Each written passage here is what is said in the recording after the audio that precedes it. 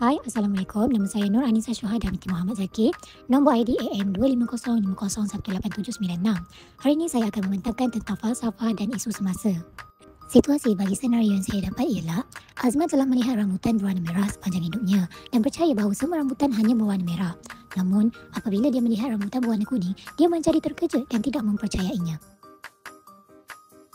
Menurut logik induktif, kesimpulan yang dibuat berdasarkan pengamatan yang terhad tidak boleh digunakan untuk membuat generalisasi yang luas. Oleh itu, Azman perlu memikirkan semula kepercayaannya mengenai warna rambutan. Untuk membantu Azman, kita perlu memberitahunya bahawa pengalaman peribadinya hanya sebahagian kecil daripada keseluruhan pengalaman di dunia. Rambutan berwarna kuning wujud dan ini membuktikan bahawa kita perlu lebih banyak pengamatan untuk memahami realiti secara menyeluruh. Azman boleh melihat contoh lain seperti warna buah-buahan yang berbeza di pasaran.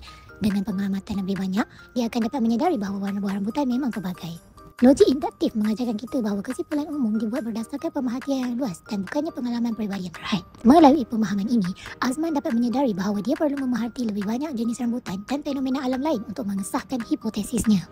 Dengan penerapan logik induktif, Azman boleh belajar untuk tidak hanya bergantung pada pengalaman terhad, tetapi juga untuk membuka minda terhadap kemungkinan yang lebih luas. Ini adalah langkah pertama untuk membina pemikiran yang lebih rasional dan kritis.